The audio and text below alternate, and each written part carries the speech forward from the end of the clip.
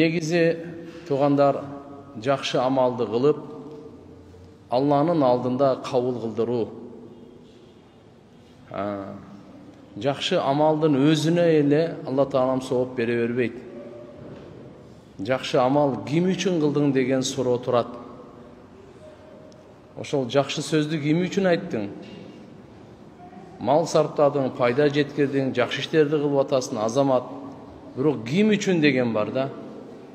Эгерде Алла үчүн болбосо, дүйнөдө алкышын алат. Дүйнөдө рахаты жетет. Мактоо баракчаларга ээ болот. Мүмкүн орден, медалдарга чейин жетер. Бирок ахиретте ага эч кандай Алланын тарабынан белек сыйлык берилбейт.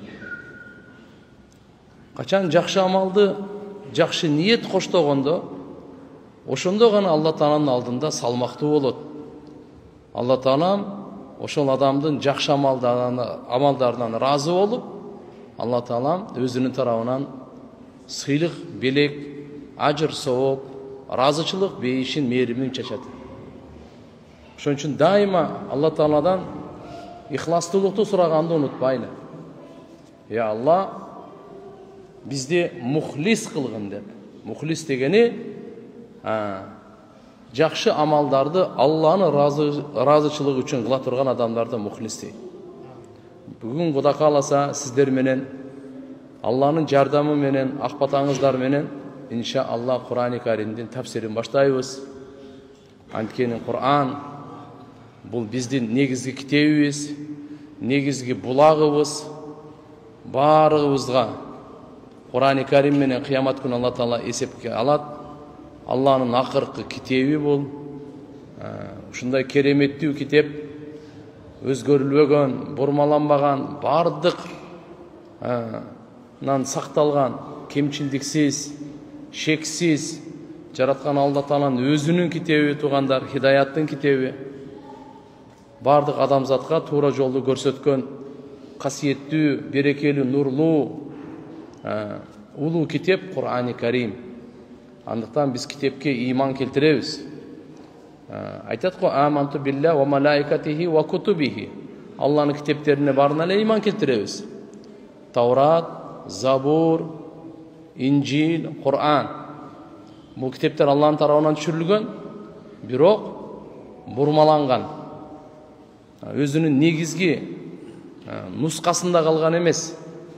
Учурда адамдар буну өздөрүнүн напсы каалоолоруна карап туруп, жөөттөрүнүн анымдары бурмалап салган. Бунда дагы даанышмандык бар.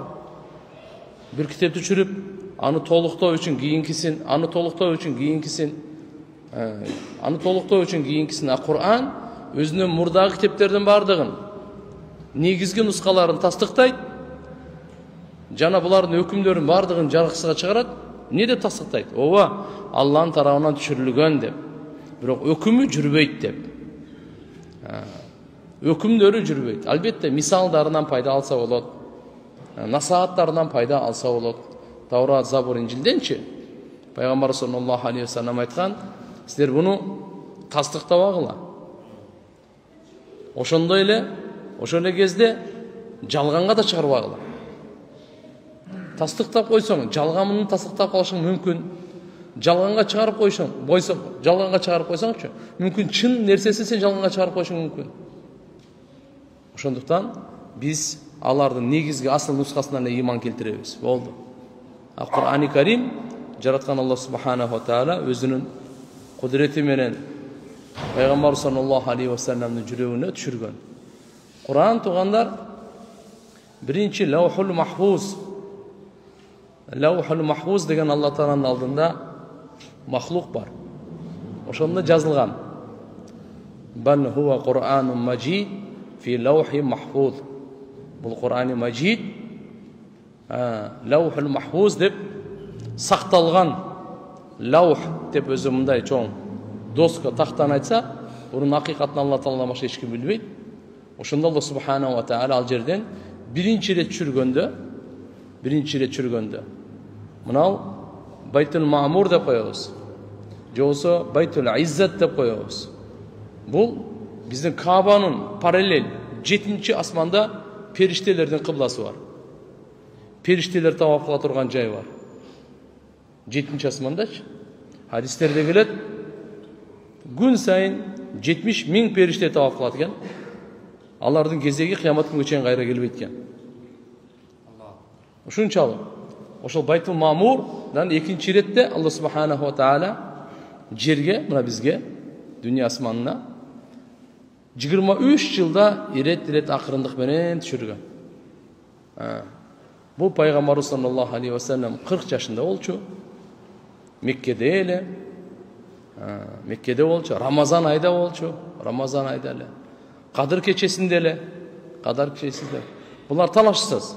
Рамазан айда Кадыр кечесинде түшүүсү талашсыз. Бирок ошол Рамазан айында Кадыр ошол жылы Кадыр кечеси кайсы күн эле бул талаштуу. 17, 21, 23, 27 дегендер бар да. Бирок кандай болгон чакта да Алла субханаху ва таала Кур'ани Кариминде «Инна анзалнаху фи лейлатил кадр» Biz Kadir keçesinde çürgönbüz деп айтып койду. Kadir keçesinde çürgönbüz деп. Kadir keçesi Ramazan ayda, şahr Ramazan, unzila fihil Kur'an, hudan linnas, ve bayyinatnel huda vel furqan. Ramazan ayında biz düşürdük Kur'an-ı Kerim'de bütkül adamzatты. Bağıt, tuğra bağıttı, tuğra joldomonu görsetüş üçün. Ve bayyinatnel huda vel furqan. Jana açık aykın uşunda dalilder. Hidayattın, tuğra joldomonun, furqan dep, adal menen aramdı açık. Пайда менен зыянды, кара менен акты, бейиш менен дозоктун жолун ачык айкын көрсөтө турган, ушундай жакшы менен жаманды ачык көрсөтө турган, ажырата турган Алла субханаху ва таала Кур'ан-ы Каримде чүрдүк деп атат да. Демек, туугандар, Алла Таала bir ayda, bir түндө деген түшүндүк Рамазан айдын Кадыр түнүндө Алла субханаху ва таала Лаухул Махфуздан түшүргөнү. Байтул Иззат, Байтул Маъмур. Андан кейін бізге ақырындан түшіп пайғамбар саллаллаху алейхи ва салламға 23 жылда түшті туғандар. 23 жылда түшті. Құран-ы Карим бұл қиямат күнге чейінки китеп. Эми буга пайгамбар түшкөндөн бери, пайгамбарлар түшүрүлгөндөн бери кыямат күнгө чейин башка китеп түшпөйт, бүттү. Бул акыркы китеп. Акыркы китеп. Cebrail aleyhisselam эми вахий алып келбейт. Вахийси бардыгы бүттү. Пайгамбар саллаллаху алейхи ва салламдын акыркы пайгамбарчылыгы менен жана бул Алла Тааланын тарабынан акыркы жолдомо китеби менен кудайлык эрежени, насааттарды камтыган, буйрук бардык илимди өзүндө камтыган ушундай касиеттүү китеп. Кур'ан-ы Карим матн деп коебуз. Матн деген негиз. Буну шарктоо, чечмелөө түшүндүрмөлөрүн айтып берүү үчүн пайгамбар саллаллаху алейхи ва салламдын хадистери. Хадис, бардык хадистер бул Кур'андын чечмелөөсү. Өзү пайгамбар Мухаммад алейхиссалам Кур'анды элге жеткире түшүндүрүш үчүн жиберилген да. Кур'ан-ы Каримди адам баласына бардыгын ачык айкын баяндап, эч бир нерсесин калтырбай, пайгамбарыбыздын миссиясы, жоопкерчилиги жиберилген дүйнөгө. Мына ушул максатта туугандар. Экотен вахий. Экотен вахий дегени экотен кудайлыкка бар. Кур'андагы, хадистагы. Хадисте Алла субханаху ва таала пайгамбар саллаллаху алейхи ва саллам тили аркылуу, анткени Кур'анда Алла Таала айтат: "Ва ма янтиqu анил хава ин хуа илля вахий юха." Пайгамбар Мухаммад алейхиссалам өзүнүн напсынын каалоосунан эч бир сөз сүйлөгөн эмес. Эмнени сүйлөсө вахий сүйлөгөн. Вахий экиге бөлүнөт. Окула турган, тилават кылына турган намазда. Тилават кылынбаган ал хадис болуп эсептелет. Экотен вахий, экотен нурлуу. Кур'ан-ы Каримдин ар бир сүрөсү 114 сүрө бар. Ар бир аяттарда талаш бар. Санында 6000ден ашык. Ошол аяттардын ар бири туугандар мужиза. Ар биринде шифа бар. Ар биринде нур бар. Ар биринде Алла субханаху ва таала өзү данышмандыктарды, пайдаларды коюп койгон. Кур'ан-ы Каримдин ар бир тамгасына сооптор бар. ийгилик, тазалануу, бактылуулуктар бар. Кур'ан-ы Каримдин негизги максаты мавзу бул Алла Таалага дават. Жалгыз жараткан Алла Таалага дават кылуу. Жана ширктердин бардык түрлөрүн жокко чыгарып, таухидти жандандыруу, орнотуу.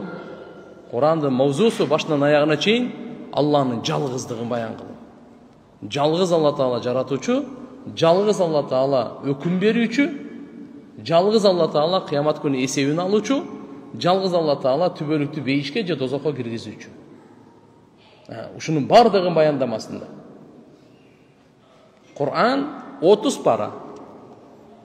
30 пара. Эң биринчи сүрө Алхамдулиллахи Роббил Аламинден башталат, Фатиха сүрөсү. Акыркы сүрө Кул аузу би Роббин нас менен бүтөт. Бирок бул тартип түшү тартиби эмес. Хасбун нузул түшү тартиби мындай түшкөн эмес.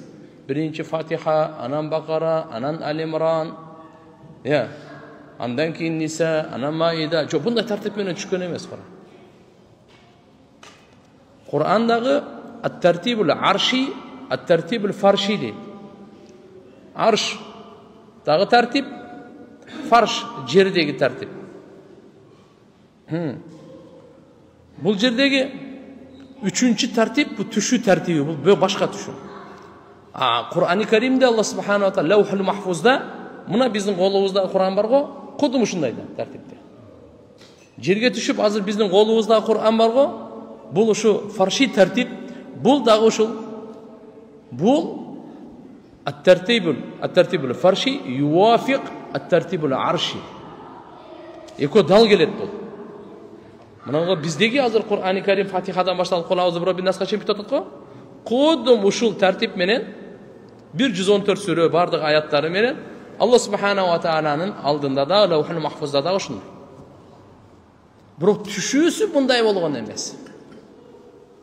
Түшүүдө бөлөк. Түшүү Алла субханала ва тааланын данышмандыктарынын негизинде адам баласынын кабыл алуу жөндөмдүүлүгүнө, Алланын элчисине баш ийгенге, ичинен даярдыгына жараша ошого карата түшүргөн. Эң биринчи түшкөн аят бул Алак сүрөсү, Икра. 5 аяты түшкөн. Андан кийин Муддассир түшкөн. Андан кийин Фатиха түшкөн.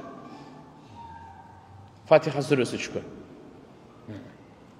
Демек, түшү тартибинде кичине эмне бар экен? Булар айырма. Биринчи кайсы толук сүрө деле эмес. Кээде бир аят, кээде бир аяттын жарымы. Бул аятты тиги жерге кой, бул аятты тигиге кой, бул сүрөдөн кийин бул сүрө болсун. Кийин Жабраил алейхиссалам Алла Тааладан келип, пайгамбарыбыз ушундай деп айтып турду да. Ошого жараша анан коюлду, ошого жараша жатталды анан.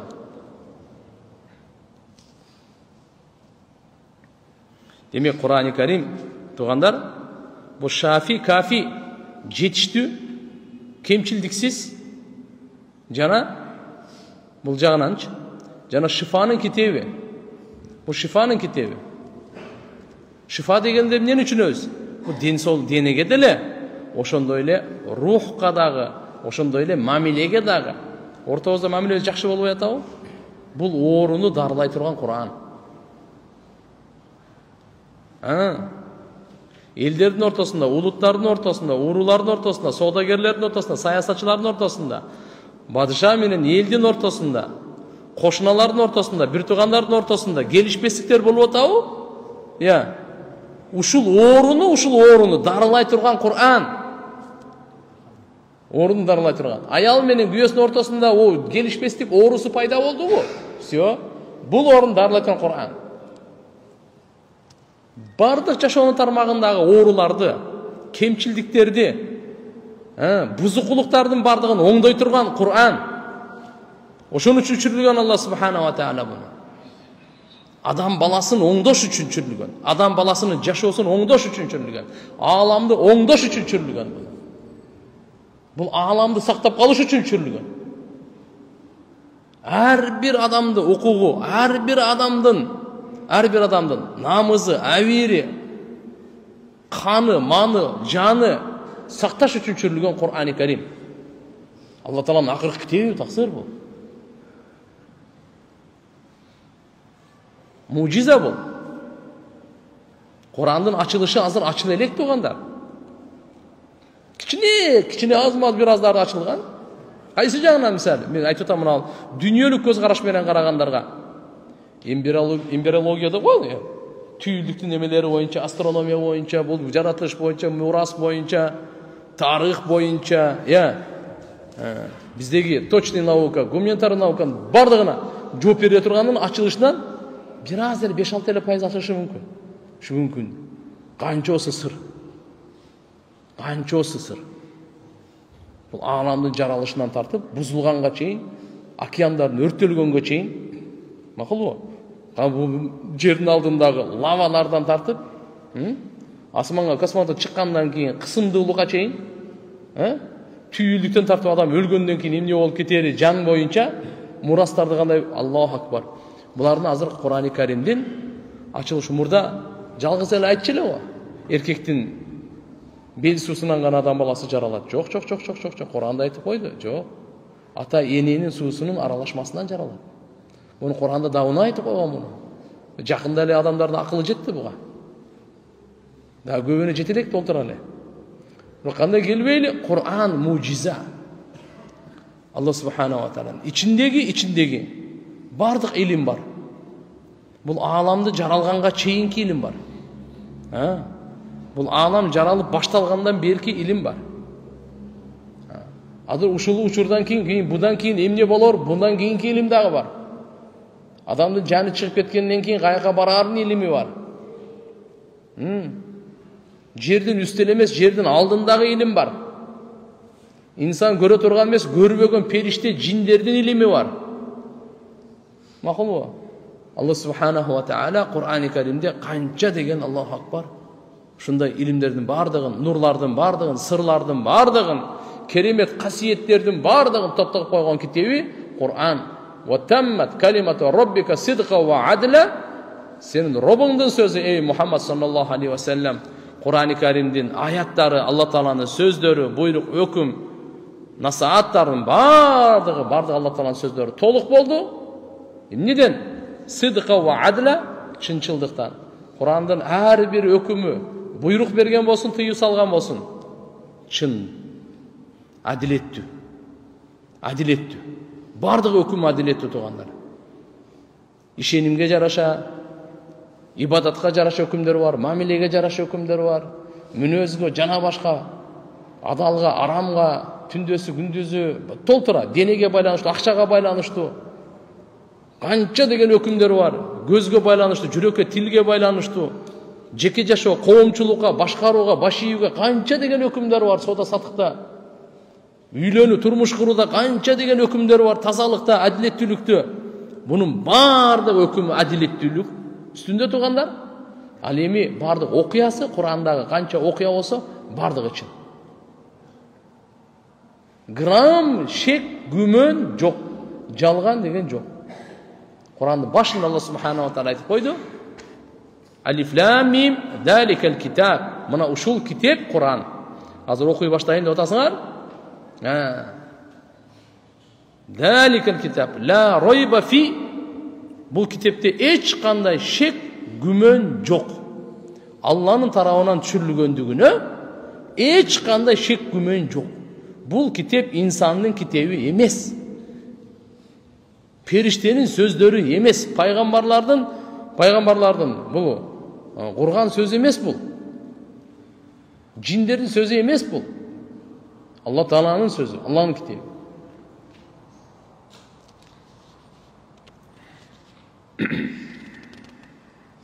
Demek tuğanlar Kur'an-ı Kerim Allah Subhanahu wa Ta'ala uşunday berekeli kılıp çürüp koydu. İnne enzelnahu fi leyleti mübareke berekeli tünde çürdü. Ve nezzelnahu tenzila. Arap dilinde inzal dep koydu. İnzal degen bir deni geçürü. Tenzil dep koydu. Akırın çürü. Toluğu men Allah Subhanahu wa Ta'ala berekeli tün kadir tünde çürgün. Bir denige.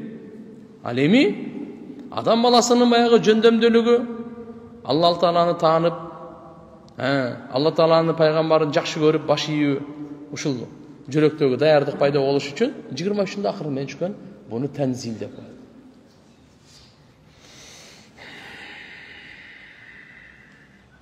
Kur'an-ı Kerim'in manilerinin jana ilimlerinin sırları bu jegi жоқ deniz, океан деп айтсак болот да.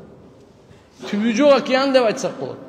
Kur'an'ın ушунчалык manileri, sırları, nurları, ушунчалык maarifleri ушунчалык терең, тугандар, аягына эч ким жеткен эмес.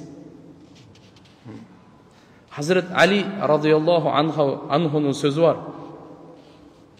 لو تكلمت لكم على سورة الفاتحة لأوقرت 70 بعيرا. Eğer de men sizlerge Fatiha сүрөсүн чечмелөөнү айтып бере турган болсом, анда 70-төгө жүк болмок дейт. Бул деген Алла Таала мага Фатиха сүрөсүндө канча илим бергени, канча түшүнүк бергени, маанилерин, канча маселелери, хикматтарын бергенин, эгер де мен силерге баян кылып айтып бере турган болсом, дейт Hazret Ali radıyallahu anhu. Анда буну ушу китептерди жазып, төөгө жүктөй турган болсок, 70 төөлүк жүк болот экен. Лауқарт 70 баирдан дейт. Демек ушунчага 70 төөгө муктаж болмок экенбиз да, китептерди көтөрткөнгөчү. Апке 70 төөнү деп тур. Фатиха сүрөсүнө бирле Фатиха сүрөсү 7 аят. 7 тонна болду. 7 аят мынакей. Ар бир аят 10 төө. Ар бир аят 10 төө. Аллама Фахруддин Ар-Рази, имам Рази рахматуллахи алейхи айтат, бир жолу мага мындай ой келип калды дейт да. Ne degen? Marra alayya lisani fi ba'd al-awqat ala lisani fi ba'd al-awqat anna surat al-Fatiha yumkin an yustanbata min fawaidiha 10,000 masala. Fatiha surasından faydalarından mümkün deyt 10,000 masala çıkarsa bolsa gerek degen oy geldi deyt. Bir ele Fatiha'dan kança masala? 10,000 masala. Кейін көрө албагандар койчу айта берет да деген сөздү баштады дейт. Анан мен китеп жазганды баштадым дейт бул жакта. Китеп жазганды баштадым дейт. Tafsir Razi деген бар, машаалла. Tafsirul Kabir имам Рази. Имам Разинин Tafsirul Kabir деген китеби бар. Бүгүнкү күндө баш айя кысканда эме кылган муну. 30 том да. 30 томдан. Мурунку уламалар Аллаху акбар, Кудайым ушунчалык берген. 3000 риваяттерде келет. 3000 том Кур'андын тафсири болгон экен. Hadaiqu data bahjatin деген тафсир болгон экен. Эми мына доор алмашып, ар кандай фитналар болуп, согуштар болуп, күйгүзүүлөр болуп, кыруу, ушундайлардын бардыгы болгондо көптөгөн китептер, көптөгөн библиотекалар, ошо сакталган ошо мурас китептердин бардыгы ушундайлар күйүп кеткен ошолор болгон экен да. Ошолордун арасында булар да күйүп кеткен да. Болбосо ошолор да Бисмиллахир-рахманир-рахим 5 том, Фатиха 25 том дейт. Китептерин жазганы чын Фатиханын өзү эле. Алгандарды ушундай кылып туруп, мына 2000, 3000 дегенге чейин субханалла жеткен да.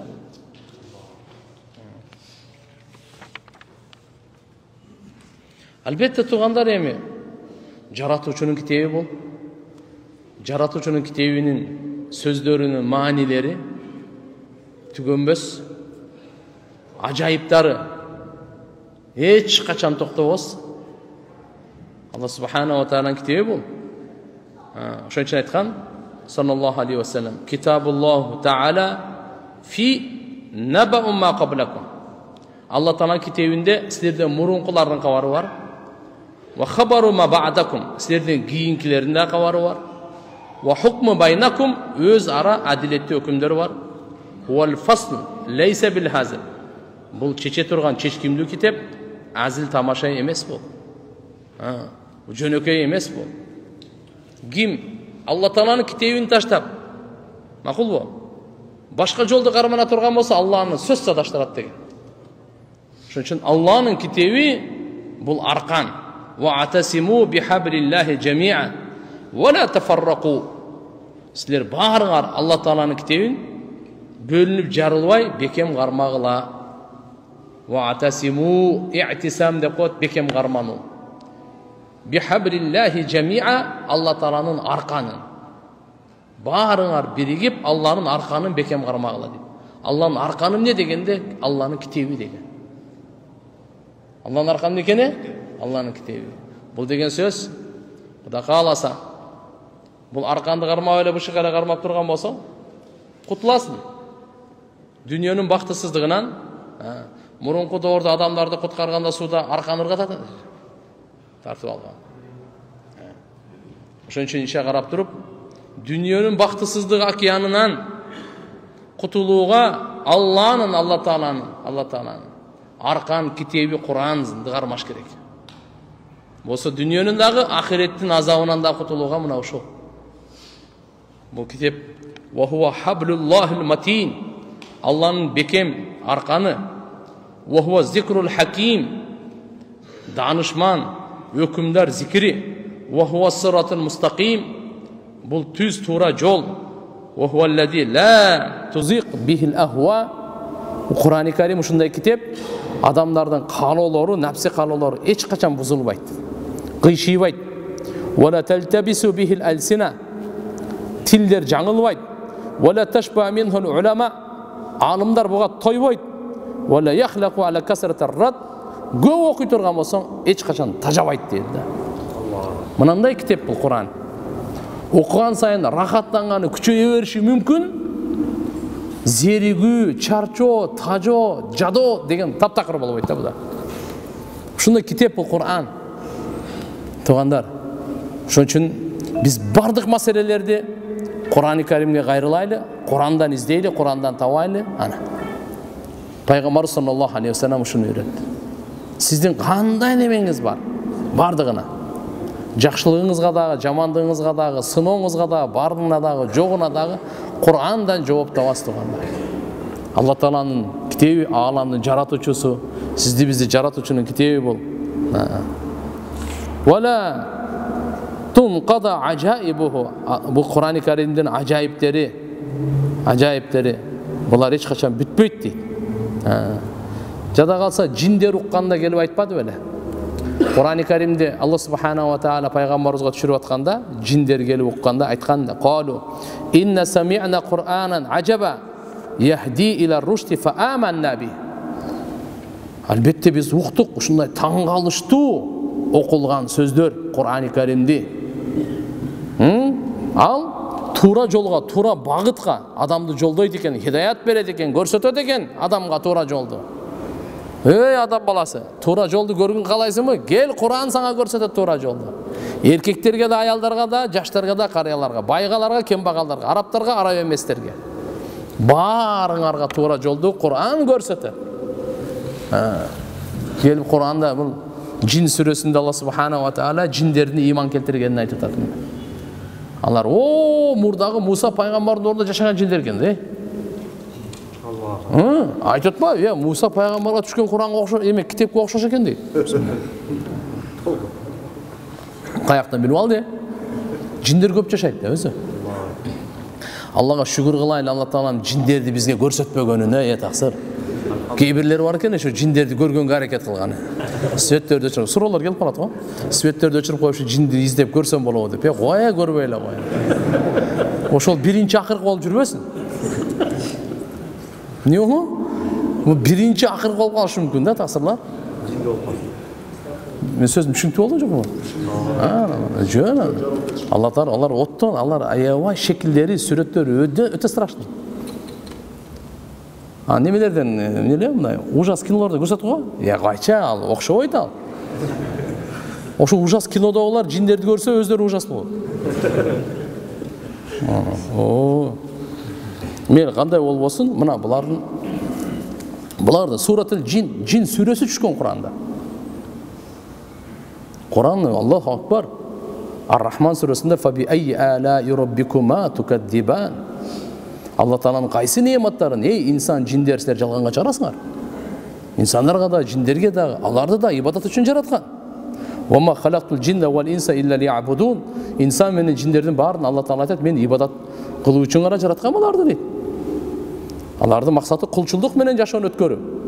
İbadet degende keyir adamlar öte çektep düşünet. İbadet üçün le jaralpız bu. Dünya üçüncü depçi. Dünyada ibadet. Dünyada mikene? İbadet. Eğer de oşol yerde Allah Teala'nın hükmün Peygamber sallallahu aleyhi ve sellem'in sünnetinde, tarikasında ahirette kuru için kılsan al ibadet. Üçü söz gerek. Allah'ın hükmü Peygamber qanday jolda görsetken ticaret boyunca misali otuşan atkar. Bir niyetin to'g'ri olsun ahirette kuru. Bu ibadet. Bu ibadet. Meyli qanday bolsa da mınaki jinler to'g'andar alardagı biz menen çoğu yaşap atkanдар. Alarga ömürde Allah Teala beret, alarga ölümde de kim beret? Allah beret. Allah beret. Kur'an-ı Kerim boyunca uşunday kasiyetli, ıyık Allah Teala'nın kitebi, ıyık kitap taksır bol, ulu kitap bol. Kur'an-ı Macid, Kur'an-ı Kerim dep aytish kerek. Negen? Man qala bihi sadak. Kim Kur'an menen söylese, çın söyledi al. Ve man amile bihi ujir. Kim Kur'an'a amal kılsa sovap ajır söz berilет ага. Ve man hakama bihi adal. Kim Kur'an menen çeçim çıkarsa adiletli bolat. Ve man daa ilayhi hudiya ila sirati mustaqim. Kim Kur'an'a çakıra turgan bolsa, aga sözsüz tuğra jola hidayet berilet deydi. Aga sözsüz tuğra jola hidayet berilet. Bul İmam Tirmizi rahmetullahi aleyhi rivayet keltiret. Hazreti Ali radıyallahu anhudan. Hazreti Ali radıyallahu anh şunu aytkan eken. Kim söylese Kur'an menen al çın. Al niken? Kur'an menen söylegen bolsa al çın toğanlar. Kim aga amal kıla turgan bolsa söylegen aga sözsüz sowap beret, daraja berilet aga. Kim hüküm çıkara turgan bolsa Kur'an'ды karap hüküm çıkarsa adalına dağı, aramına dağı, paydasına ziyan. Kur'an'da oho katı aytıp koygan taksır. Öte katı aytıp koygan. Sizler adiletlülükü, ey iman keltirgenler. Adiletlülükü. Güvölük berip turgula. Eger güvö bere turgan bolsaňar, adiletlülükü güvölük berip turgula. Sizlerden özüňerge dagı, ata-eneňerge, jakynlaryňarga ziyan bolsa dagı. Bu Kur'an aytat. Kaçan adamdın öz jakynına, özünü ata-enesine karşı bolsa dagı adiletlülükü güvölük bergenge Kur'an aytat. Kur'an'ın çeşimi bol. Kunu kavvamin şuhada bil qist. Cünükü emes bu. Ve men astaqu minallahi hadisa. Ve men astaqu minallahi hadisa. Allah subhanahu wa ta'ala'dan ötken çınçıl var mı?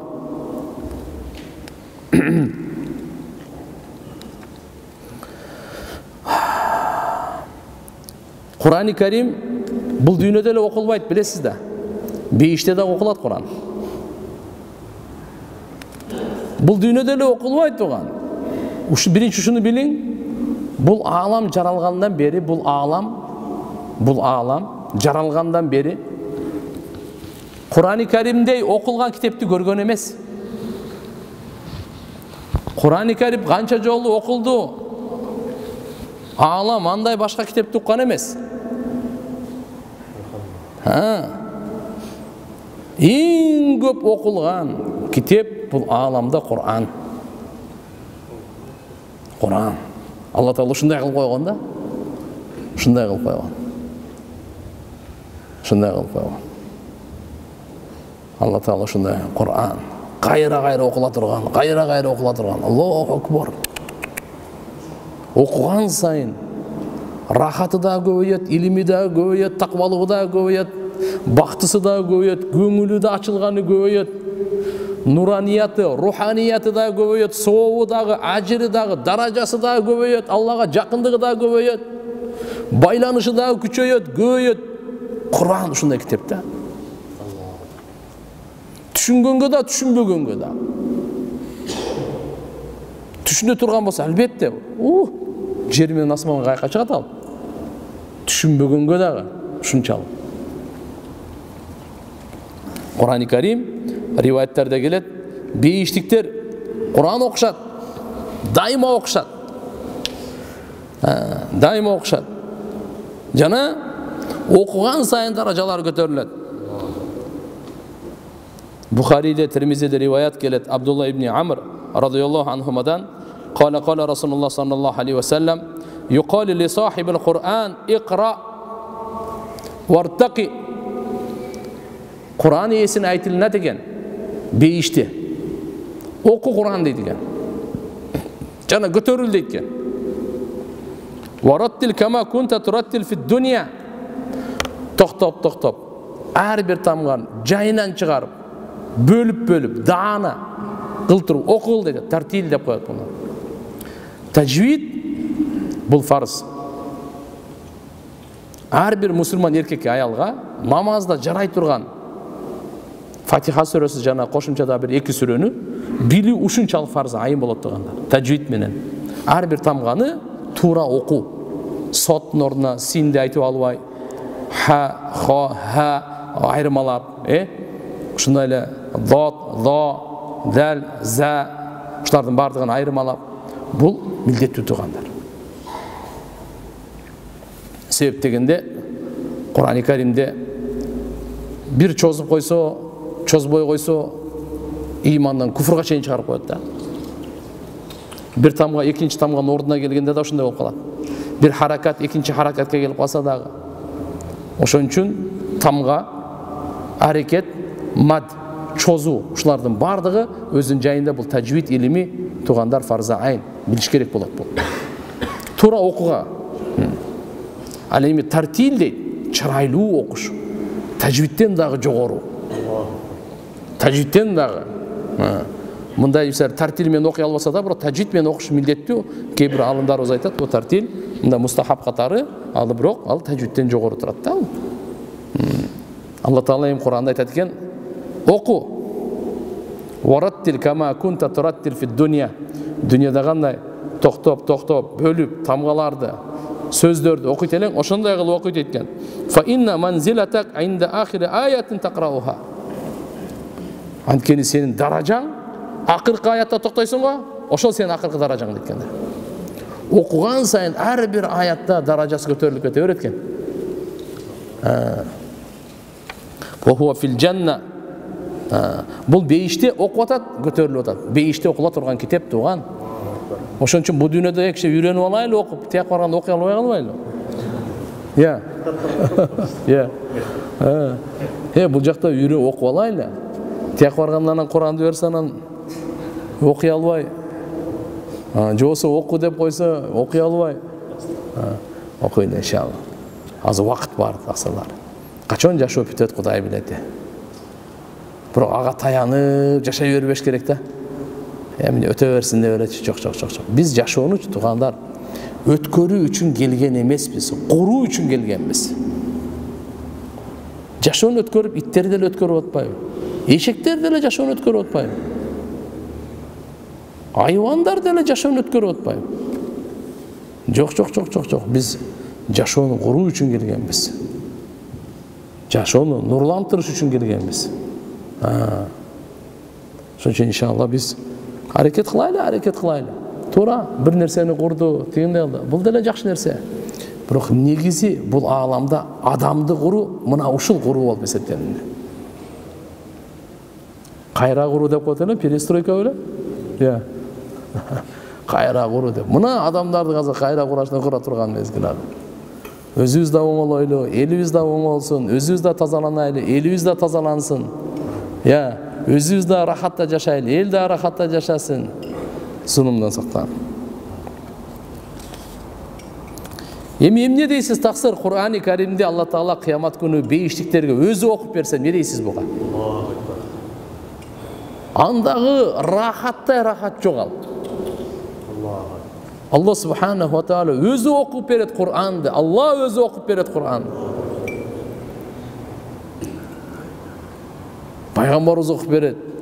Жабраил алейхиссалам окуп берет Кур'анды. Уга бер анан. Алла өзү окуган.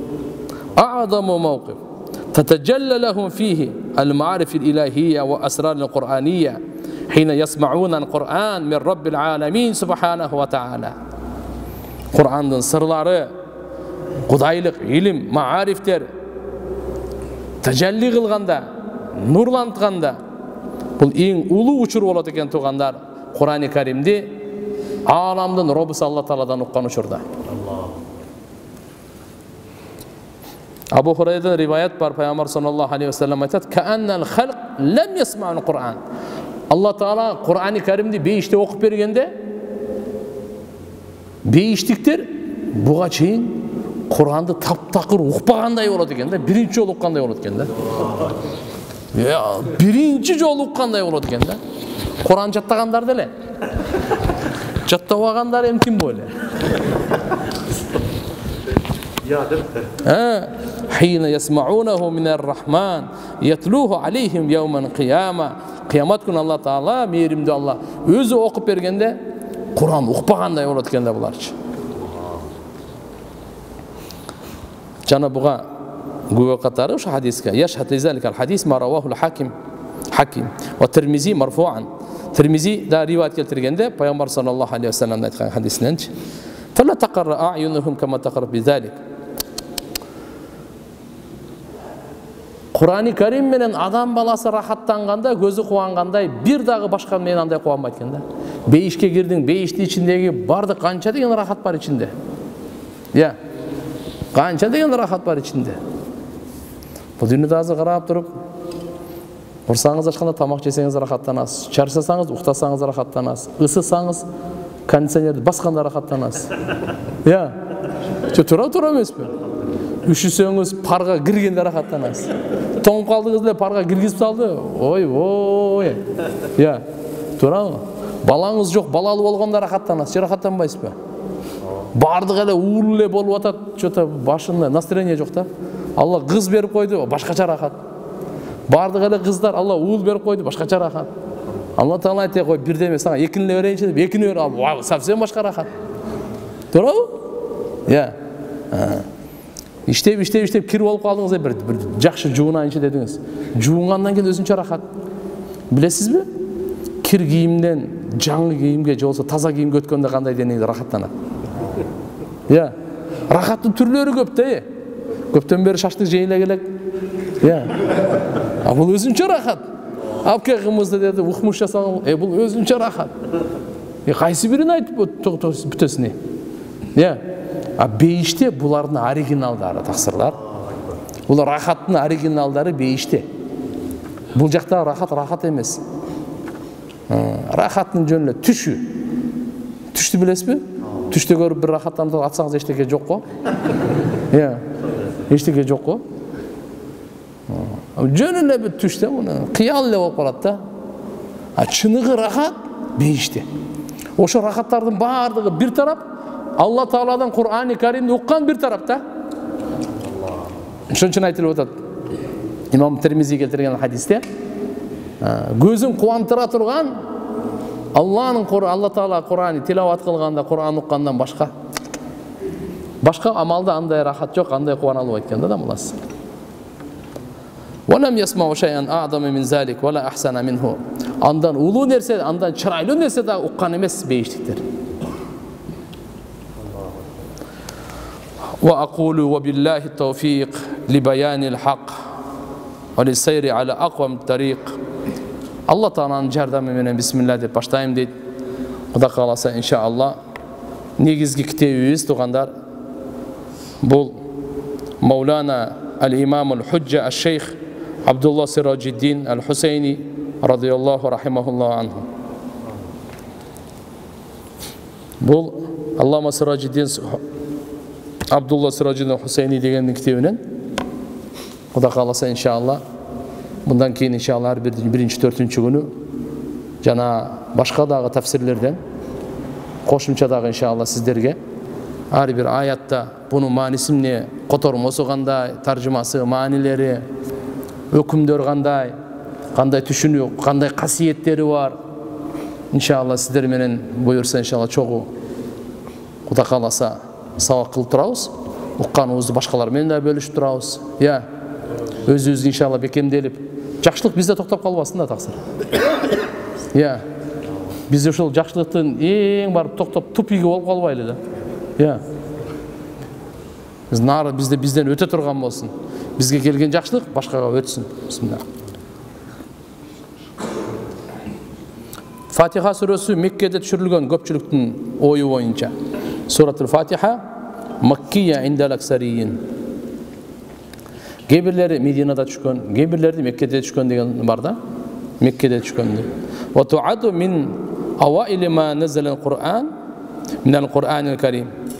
Qur'ani Karimден түшкен алғашқы сүрелерден болып есептелінеді екен. Фатиха сүресі. Кейбір алымдардың айтусында бірінші Алақ, андан кейін Муззаммил, андан кейін Муддассир, андан кейін Қалам, андан кейін Фатиха деп 5-ші орында айтады. Кейбірлері айтады, жоқ, өзі Фатиха бірінші түшкен дегендей бар. Бір қазір біз көпшіліктің немесін алып қойырелі, Фатиха Меккеде түшкен, көпшіліктің ойы бойынша Меккеде. Туғандар бір нәрсені алып білейлі, Құран-ы Карим 23 жылда Пайғамбарымыз Мұхаммад саллаллаху алейхи ва салламның жүрегіне Мекке шарында жана Медина шарында түшкен. Ошон үчүн сүрөлөрдүн бардыгы 114 сүрө Меккеде Макки же Мадани деп бөлүнөт да. Кейбир аяттары, мисалы, өзү көпчүлүгү сүрө өзү Меккеде түшүп, бирок кейбир аяттары Мединада түшүп калса, ал эч кандай немеси жок. Бул көпчүлүккө карап айтылып атат да. Ошон үчүн иншалла мына жердеги Меккеде түшкөн, Мединада түшкөн деп кетебиз будан ары. Бул сүрө Меккеде түшкөн, бул сүрө Мединада түшкөн деп биз билейли. Жана вахия салису ма назал түшкөн сүрөлөрдүн 3-чүсү дейт. Айтылган кейбирлери иннаха аввалу ма назал. Биринчи түшкөн деп айткан, валакин раддахул жумхур, бирок көпчүлүк аалымдар, макулу көпчүлүк аалымдар, жалпы алымдар дейли, жалпы алымдар буну жок деп буну кабыл алган эмес го.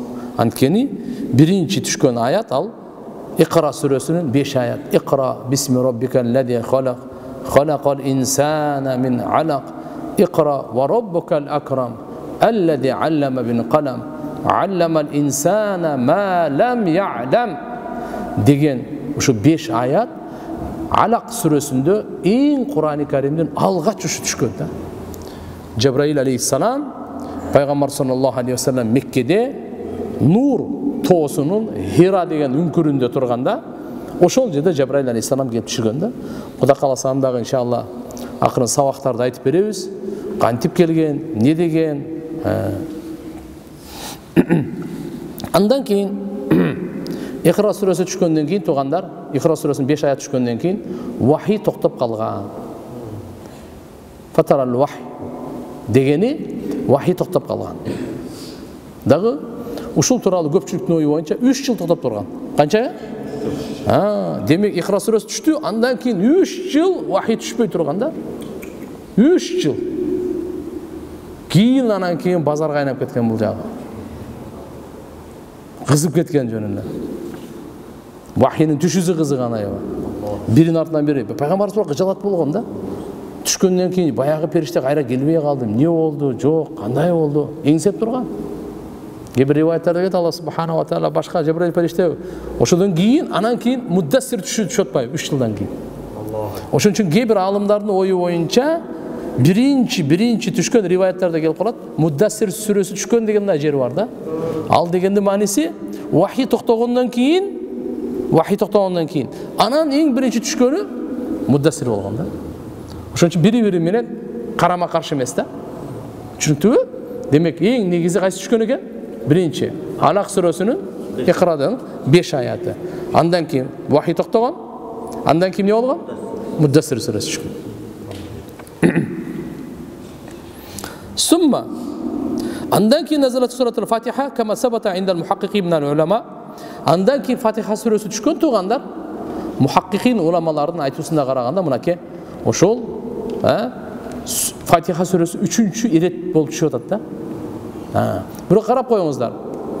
Бул Муддассир сүрөсү да толук түшкөн эмес. Иқра сүрөсү толук түшпөгөндөй эле. Фатиха толугу менен түшкөн. Демек толугу менен түшкөн сүрөлөрдөн эң биринчиси турган болсок деле адашпайбыз. Ал деле жаңылышпай тура эле болот ал.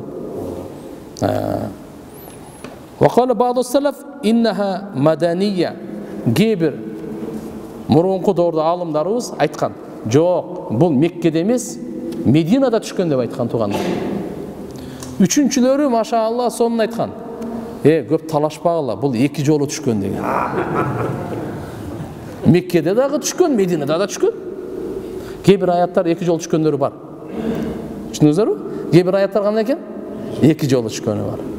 Качан намаз фарыз болгондо Меккеде түшкөнү бир деп айтылат. Экинчиси болсо Мединада түшкөнү, качан кыбла. Пайгамбар саллаллаху алейхи ва саллям Мединага келгенде 16 ай же 17 ай Бухари шарифтин риваятына караганда Кудуска карап, азыркы Палестина бар го, Масжид Акса. Ошого карап намаз окуп турган. Кабага эмес, кыблага эмес. Медина мына жерде болсо, Кудус биякта, Мекке биякта. Бул жакта карап намаз окуп турган дегендей. Түшүндүңбү? Мына да Мекке бул жакта болсо да, Медина го, Кудус жогору жакта го. Ошол жакта карап 16 ай. 16 дегенде 17 айга карай турган болсок, 12 так нар жакта 3, жок, 5, почти 1,5 жыл. 1 жыл 5 ай. 1 жыл 5 ай каякта карап окуган экен? 5 маал намаз бардык пайгамбарыбыз кошо сахабалары менен Мединага келгенден кийин Кудусту карап окуган. Сулайман пайгамбар курган мечит. Ким курган мечит? Сулайман пайгамбар курган мечит ошол жакта. Бирок пайгамбар саллаллаху алейхи ва салламдын жүрөгүндө дайыма ушундай каалоо болуп турганда эңсепчи. Алла, ошо кыбла Кабага бурулса экен, Кабага бурулса. Кад нара тaqalluba wajhika fis sama falanwalliyannaka qiblatan tardaha fawalli wajhaka shatr al-masjid al-haram. Alloh subhanahu wa ta'ala пайгамбар саллаллаху алейхи ва саллам айтты. Кад нара taqalluba, биз сени көрүп турдук.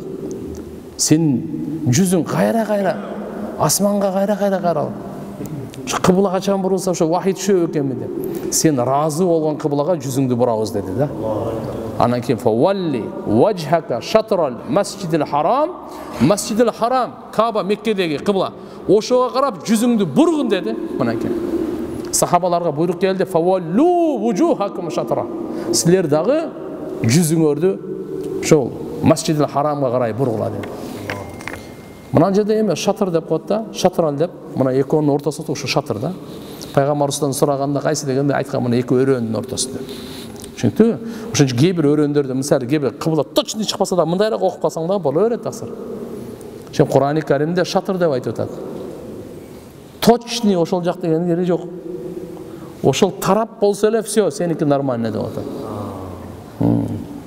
Ошон үчүн 360 градус бар да, андайла. Түшүнүктүбү? 360 градус. Бар да. Бул жакта карап, бул жакта карап. Биз кыблабыз бул жакта карап туруп, ушул жерден уламалар ушундай фатва чыгарган. Мына градус 90 деп айтып коебуз. Макулбу? Канча экени? Бул ушу 90 да, ушу 90. Ушу 90ды ушу бойдон жылдырып келебиз да, мындай кылыпчы. Макулбу? 90ды ушу бойдон жылдырып келебиз. Мына жер 45, бул жак кандай болду? 45. Ушунун ичинде болсо сиздин намазыңыз нормально, бүттү. Вообще кыжалат болбогон. Эгерде мисалы андан да чыгып кетсеңиз, анда болбой калат. Анда кыбладан чыктыңыз деген эсеп болуп калат. Мисалы ушул жерде мен азыр бул жакта турам. Менин 45-им бул жер. 45-им бул жер. Ушунун ичинде, ушунун ортосунда эле окусам кетти, нормально экен да. Анан булардан чыгып кетсем уже болбой калат. Мейли башка өтө берели. Кандай болбосун, кээ бир уламалар мынандай ушундай деп айткан. Эми туугандар, Кур'ани Карим Алланын улуу китеби болгондон кийин сөзсүз адам баласынын эң биринчи жана акыркы душманы шайтан. Лаънатуллах алейх, Алланын каргышы болсун ага. Ал сөзсүз тоскоолдук кылат Кур'ан окутпаганга. Кур'анды түшүнгөнгө дагы тоскоолдук кылат. Кур'анга амал кылууга дагы тоскоолдук кылат. Кур'ан жаттоого дагы тоскоолдук кылат. Анын иши ушул. Макулбу?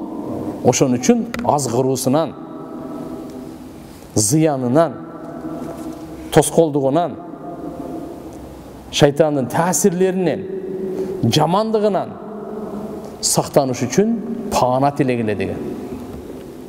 Алла Таала Кур'ани Каримде пайгамбар саллаллаху алейхи ва салламга буйрук берген. Эй Мухаммад, сен качан Кур'ан окуганыңда паана тилегин, Алладан жардам сурагын, сактанууну сурагын. Эмнеден? каргышка калган шайтандын жамандыгынан. Айтқан фаида қараатал Құр'ан фастаид биллахи минаш шайтанир раджим. Қачан ей Мұхаммад Құр'ан оқысаң, анда сен пана тілегін, Алла Тағаладан жардам сұрағын сақтануыны. Пана тілегін деген сөзі шу.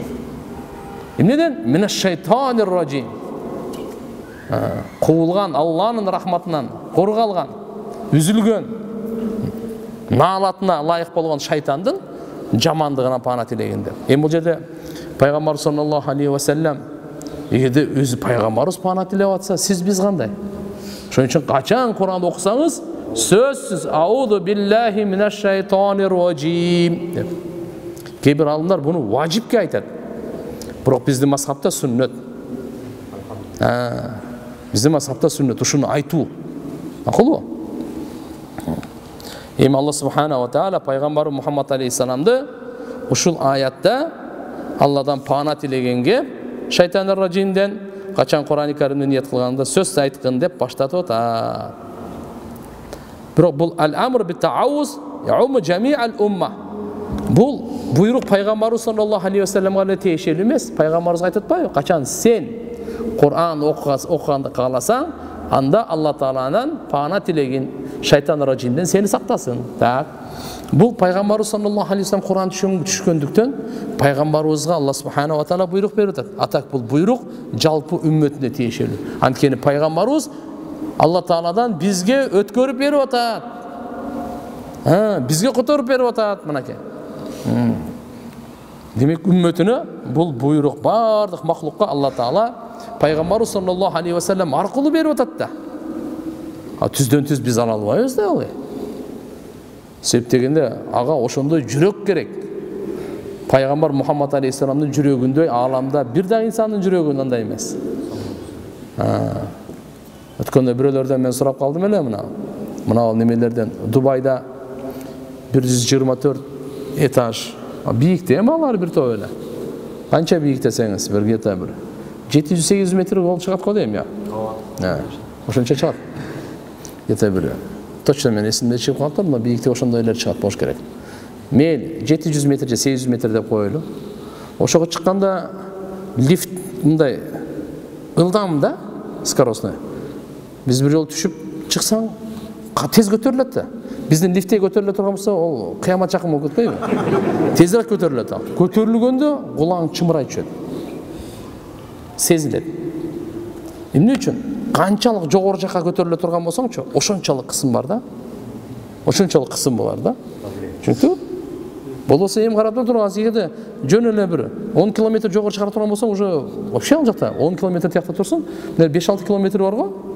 Ошол жерде сен не деп коет эле? Түтөк деп коет да, жүгүрүп көрчү эмне болот экенсиң. Я. Эгерде болсо сен ол бир 8000 метрге, 8 километрге чыгып жүгүрүп көрчү бир 100 метр эмне болот экенсиң. Мүмкүн эмес да. Оңго барсаң совсем. Болосо 10 километр ушул жерден Ош базар да азыр. Ушунча эле бийиктикте да. Бизде проблема бар да. Пайгамбар саллаллаху алейхи ва саллам билесиз да. Бул жерде биринчи асманга 2, 3, 4, 5 эч кандай космонавттардын эмесин кийбей эле. Болбосо ол азыркы мына ааламдагы инсандар технология бар го, таксыр кичинекей бир жылдызга жете элек. Бардыгы мойнуна алат. Мойнуна алып, бардыгы мойнуна алат. Бу кичинекей жылдызга жетсек, наркысы совсем дейт. Пайгамбар саллаллаху алейхи ва саллам аралыкта айтып койгон 500 жылдык сапар деп. Скорость светаны билесиз. Бу скорость света менен мына токтун күчү бар го бул. 300 миң километр секунда кетет да. Скорость светачы. Ушундайдан 500 жылдык. Ал ошого көтөрүлгөн күчтү көрүң. Кайсы мээ чыдады дейсиң да мындай. Кандай жүрөге, кандай мээ, кандай рух, кандай дене. Эми ол биринчи асман, тиягына кете берем. Ошон үчүн ал мүмкүн эмес да, мындай көтөрүлүүчү. Пайгамбар саллаллаху алейхи ва саллам эмне айтайын деп атабыз? Алла Таала пайгамбарыбыз Мухаммад алейхиссаламга берип, ал аркылуу өкүмдөрдүн бардыгы бизге жетип атат да. Түшүндүңбү? Демек иншалла дайыма биз аузу биллахи минаш шайтанир раджим деп жүрүшүбүз керек. Ауzu биллахи минашшайтанирражим. Биринчиден өкүмү, экинчиден сыпаты, үчүнчүсүдөн мааниси, төртүнчүсү кайсыл учурларда окуу сүннөт ушул боюнча сабак болот буюрса. Биринчиден бунун өкүмүнө келе турган болсок, мейли намаздын ичинде болсун туугандар, же намаздын сыртында болсун. Бул жумхур, ушул жалпы алымдарыбыздын көз карашы боюнча сүннөт. Кээ бирлери буну важип деген. Биздеги намазда Ханафи мазхабта биринчисинде гана окуйбуз. Биринчи рекетте. Ар бир рекетте бисмилла окулунат, бирок ауыз окулунбайт. Аузу эң биринчисинде окуйбуз, бүттү. Аузуну айтуу сүннөт, ичинен айтуу өзүнчө сүннөт. Түшүндүңбү? Башка мисалы имам Шафии аларда болсо ошо риваяттар бар экен. Мисалы карап туруп, биринчи риваятта же болсо ар бир, то есть намаздын ар бир рекетинде окуйт экен да. Бизде андай эмес туугандар. Эми кээ буну важип деп айтат. Аузу биллахи минашшайтанирражимди окушлук, фастаиз билла деген бул буйрук деп атат. Буйрук фа иннал амр яктади ал вужуб деген себеп дегенде бизде ушундай эреже бар. Кайсы буйрук келсечи туугандар, ошол важип болгонду талап кылат да. Буйруктун өзү талабы вужуб, важип болуу. Качанга чейин эгерде башка ошол жерде себептер, аны бура турган бир себептер ага параллель же болбосо ага каршы, же болбосо аны уланбай турган нерселери чыгып кала турган болсо, иллаттар ошол учурларда гана туугандар, ошол важиптигинен кайтып калышы мүмкүн. Болбосо эчтекеси жокпу? Болду. Алла кандай буйрук берсе, пайгамбарыбыз кандай буйрук берсе, негизги буйруктун аткарылуусу важип, милдеттүүлүккө алып келет. Буйруктукучу. Биз бул жерде айтабыз, пайгамбар саллаллаху алейхи ва саллям буга дайыма аузу биллахи минашшайтанирражимди уланткан эмес да. Көпчүлүк учурда айткан, кээ бир учурларда таштаган. Ошон үчүн вужубтугунан түшөт дагы, важиптигинен түшүп туруп, биз сүннөткө айтылына. Бир хадисте Абу Саидден, Бухари шарифте келет, пайгамбар саллаллаху алейхи ва саллям дуа кылды, ва кана Абу Саид юсалли фалам южибху. Бул намаз окутат эле, жооп бербейт эле. Сумма ажабаху ба'да фараг мин ас-сала. Андан кийин намаздан бошодондон кийин ана пайгамбарыбызга жооп берди. Факала лаху саллаллаху алейхи ва саллям, пайгамбарыбыз айтты Абу Саидке: "Ма манака ан тужибани?" Эмне нерсе сени тыйып койду? Мага жооп берүүдөн. Пайгамбарыбыз саллаллаху алейхи ва саллям: Абу Саид" десе деле жооп бербейт. Көрсөң намаз окуткан экен да. Анан ол намаз окуп бүткөндөн кийин: "Я Расулалла" деп келе калбады. Пайгамбарыбыз айтты: "Мен сени чакырганымда эмне нерсе сага тоскоолдук болду мага жооп берүүдөн? Жооп бербей койдуң го" деген мааниде айтты да. Факала инни кунту усалли, ал айтты: "Мен намаз окуп жаттым эле, о Алланын элчиси" деп. Пайгамбарыбыз ага мындай деди: "Алам якул Аллаху таала, Алла таала айтпады беле? Истажибу лиллахи ва лир-расули ида даакум." Качан силерди Алланын элчиси чакыра турган болсо, макулбу? Анда силер жооп бергиле Алланын элчисине. Деп анан кийин айтты: "Ла уаллиманнака суратан хия а'заму суратан фил Кур'ан." Мен сага азыр бир сүрө үйрөтөм. Ал Кур'андын ичиндеги бардык сүрөлөрдүн эң улуусу деди. Дагы пайгамбарыбыз айтты: "Алхамдулиллахи раббил аламин" депчи. Сразу эле баштады: "Алхамдулиллахи раббил аламин" Фатиханы. Бул кадаса толугу менен келет. Кандай болгон чакта дагы мына жерде мисалы сырат ошондой аузу биллахи минашшайтанирражим айткан жок го. Демек баягы айтпай койгону пайгамбар саллаллаху алейхи ва саллям кээде таштап койгон болсочу, ал важиптигинен даражасынан төмөн түшүп калат. Дайыма улантып турган, эч качан таштабаган, бул важиптикке алып барып коет да. Ошондой эле Убай ибн Кааб радиаллаху анхудан дагы пайгамбар саллаллаху алейхи ва саллям сураганда: "Ай аятин фи китабиллахи а'зам?"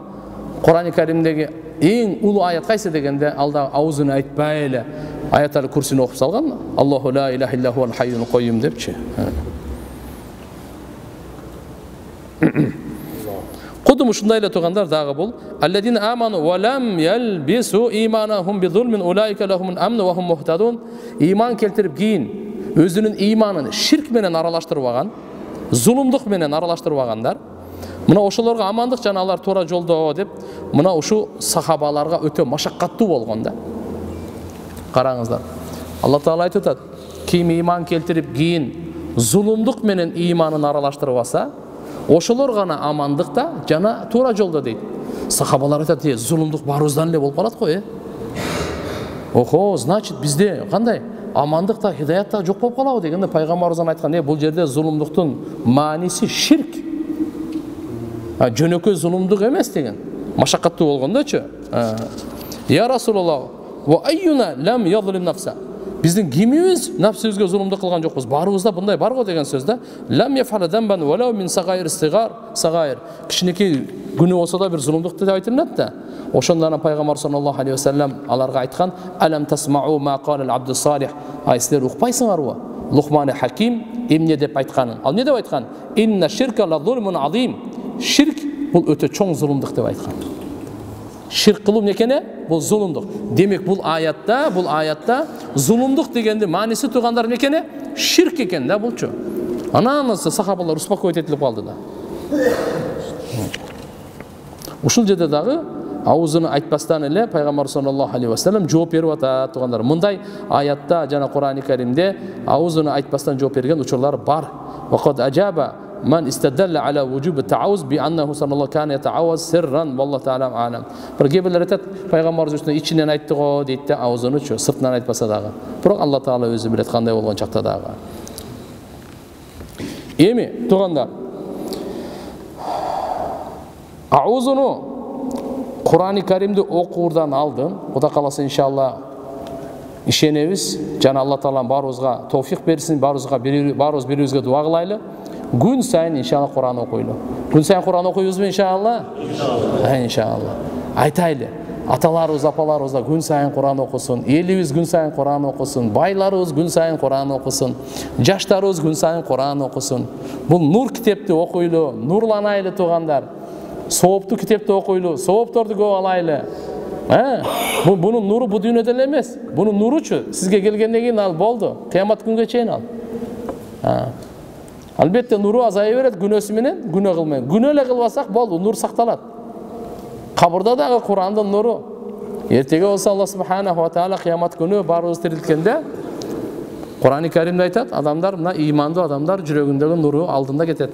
Жарык кылыпчы. Projektör болот да кете бересиз да. Munafıklar aytat, toktogula, şu nurunlardan kişine alaylı deyip, tokto, bul nurdu, bul düğüne demez, diyaktan alış gerek ele deyin. Munafık bol жүрсең, 200'lü bol жүрсең, kayaktan nur sana. Alarga aytilat da, diyaktan deyip. Şunun için inşallah mınal jerdegi Kur'an-ı Kerim'de inşallah gün sayın okuylu. Bir okuganda, emneden başta etken biz? Auzu billahi mineşşeytanirracim. Emni üçün? Sebep degende Kur'an-ı Kerim'nin kıraatı tuğandar hiye ibadatun uzma ve kurbatun kubra. Oğualınız kıraatul Kur'an-ı Kerim, Kur'an-ı Kerim'de oku bul ulu ibadat. Öte çoğun jakındık Allah Teala'ga. Ve delil ala annaha ibada. Bu dalil bu ibadat ekende dalil ne? Peygamber sallallahu aleyhi ve sellem sözü. Man qara harfan min kitabillahi ta'ala falahu bihi hasana wal hasanatu bi 10 amsalha. La aqulu alif lam mim harfun walakin alifun harfun ve lamun harfun ve mimun harfun. Peygamber sallallahu aleyhi ve sellem aytadi, kimde kim Allah Taala'nın kitabından, Kur'an'dan bir tamga okusa, ağa bir sowap berilet, bir sowap 10 go tete. Men aytpayım alif lam mim bir tamga dep. Alif özünçe tamga, lam özünçe tamga, mim özünçe tamga. Uşuğa 30 sowap beriletken da. Alif lam mim 30 sowap aldım da. Alif lam mim 30 sowap. Men kança jol aytsam oşuncha sowap alıverem. Mınандай kasiyetli kitepte. Burası ошого кичине мындай биздин не десем, сезим ойгонбой атат да сowapкочу. Сезим эгерде сowapко ойгоно турган болсочу, алхамдулилlah иншалла биздики азыркы сезим интернетке ойгонуп калган да. Instagram, Facebook там неле? TikTok, ушундайларга ойгонуп калган да. Ошолорго ойгонуп калган сезим. 2 saat, 3 saat жөн эле көрө береткен да. Тойбой. 2 saat, 3 saat жөн эч кандай мындай эчтеке болбогондой. Эчтеке онун курсак деле ачкан жок, уйку деле келген жок. Ошо чарчаган жок, тажаган жок, тажаган. Аллаху акбар. Аллаху акбар. Мына туугандар. Бул эми айтат да, бул Кур'ан азымнагылча бир тамгасын, бир сөзүн түшүнбөсө деле ошого сооп берилет. Валау би гайри фахмин вала худури калбин. Аллаху акбар. Даже Кур'ан окуп атасың, түшүнбөсөң да ошо сооп берилет. Кур'ан окуп атасың, бирок оюңда жайлоо дагы сооп бериле берет дейт да. Худури калб, жүрөктү берилип окуган, албетте бул башка нерсе, түшүнүп окуган башка нерсе. Буга сооптор уже тадауф көбөйүп кетет эбегейсиз. Бирок Кур'ани Каримде бул сообучу ар бир тамгага 10 сооп берилгени, түшүнбөсөң деле, оюңду топтобосоң деле, өзүң базарда дордойдо жүрсөң деле барып келе берет экен да. Касиет да, касиет. Касиет. Ал эми карап туруңуз эми фаида канат ан фахмин ау худури калбин татадааф иля 700 иля 700 ва иля ма хуналик. Аллаху акбар. Эгерде сен түшүнүп окуй турган болсоң, жана жүрөгүңдү берилип алып келип окуй турган болсоң, башка жакка чачыратпай пикириңдечи, анда бир тамгага 70, андан көбүрөөк 700 дагы кете берет нар жака дейт, санай бересиң. 10 сооп баягы немеге экен да андачы? Неге? Дараты жок эле окуганга, өзү жайлоодо жүрүп окуганга, ою жайлоодо, түшүнбөй окуганга, ошолорго 10 сооп экен. Мына керемет. Мына керемет туугандар. Анан Алла Таалага буга жакындык деп атпайбыз, бул улуу ибадат экенин билдик. Эми Алла Субханаху ва Таалага өтө чоң жакындык дегенге хадис Тирмизиде келет. Пайгамбар саллаллаху алейхи ва саллям айтат: "Ва ма тaqarrabal ibad ila Аллахи Таала бимисли." Кур'ани Карим менен бенделер Аллага жакындаганда эч бир амал менен анда жакындай албайт дейт мына. Кур'ани Карим менен Алла Таалага канчалык жакындык берилет го? Ал сиз башка амал менен андай жакындай албайт экенсиз. Кандай башка амал болбосун. Риваяттарда келет. Ким Кур'ан окуу менен алек болуп, дуа кылганга деле убактысы болбосо дейт да. Дуа кылганга, зикир чалганга деле убакыт таппаса, только Кур'ан менен алек. Алла Субханаху ва Таала айтат экен, ошол дуа кылган, зикир кылгандар бар го, ошолордон да көбүрөөк ушу Кур'ан окуганга берем дейт экен да мына. Не дейсиз буга эми? Ошон үчүн Кур'ан Алла Субханаху ва Тааланын каламы туугандар. Келиңиздер иншаллах буюрса аракет кылайлы. Иншаллах кийинки сабакка келгенде даже бүгүн деле үйгө барып, осы мечиттин убакта бир тамганы үйлбесек, тамганы үйлүп чыгайлы. Аз болсо да. Ушуга биз деңгээлге жетишибиз керек, максат коюшубуз керек. Иншаллах 30 күндө bir хатым Кур'ан кылып турайлы. Кандай дейсиздер? Болобу? Күндө bir пара ушуга жетейли. Күн сайын bir пара Кур'ан окуганга жетейли. Мен буга жакшы мында окуп калсаңыз, жарым саатта окуп коебуз. Акырын окусаңыз 40 мүнөт, 1 саатта окуп коебуз. 1 саат 24 саатыңыздын 1 сааты Кур'ан окуганга кеткен болсо, машалла. Кээ бирлер карылар 10-20 мүнөттө деле окуп коет мисалы. Биз ага чейин, мен ага жеткенге чейин, бирок немени аракетибизди, окуубузду токтотпойлу да. Жашообуз токтобой эле кетип атпайбы? Жашообуз бизди карап эле кетип атпайбы? Токтоп турсаң, токто болбойт. Тура тур, азыр аз зикир баштайм, туруп тур. Жок. Тоба кылам, туруп тур. Жок. Карабайт да бизге.